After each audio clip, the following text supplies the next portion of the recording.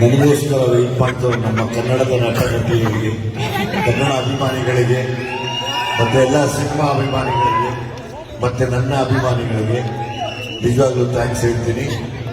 ಈ ಕಾರ್ಯಕ್ರಮ ಯಾವಾಗಲೂ ಈ ಥರ ಮಾಡಕ್ಕೆ ಹೋಗ್ಬೇಡಿ. ನೆಕ್ಸ್ಟ್ ಎಲ್ಲಾನು ನಾನು ಬಿಡಿ, ನಮ್ದೆಲ್ಲ ಬಂದಿದೆ ಹೋಗಿದ್ದೀವಿ, ಬರ್ತಾ ಇರುತ್ತೆ.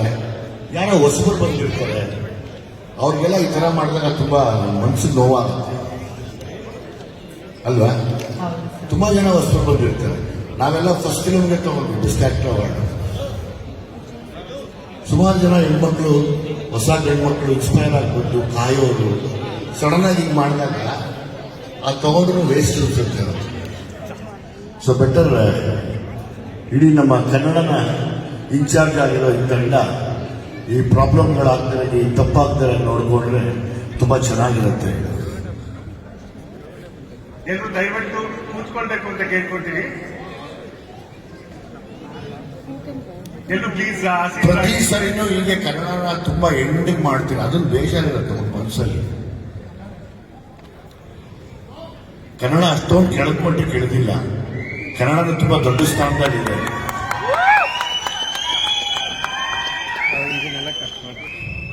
ಸೊ ಹಂಗಾಗಿ ಕನ್ನಡಕ್ಕೆ ತುಂಬಾ ದೊಡ್ಡ ಗೌರವ ಕೊಡಲಿ ಅಂತ ಹೇಳಿ ಈ ಅವಾರ್ಡ್ನ ನನ್ನ ಎಲ್ಲ ಅಭಿಮಾನಿಗಳಿಗೆ ಅರ್ಪಿಸ್ತೀನಿ. Thank you very much.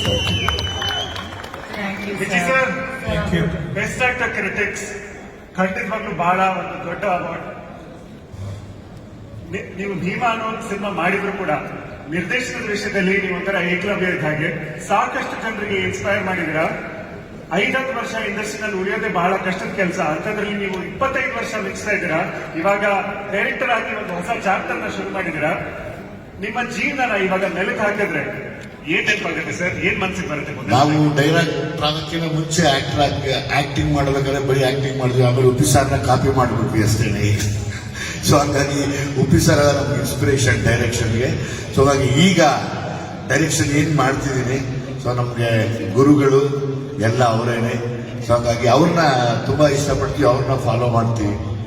ಹಂಗಾಗಿ ಗೊತ್ತಿಲ್ಲ, ನನ್ನ ಕೊನೆವರೆಗೂ ಒಂದೇ ಹಾರ್ಡ್ ವರ್ಕ್ ಮಾಡೋದಷ್ಟೇ ಗೊತ್ತಿರೋದು.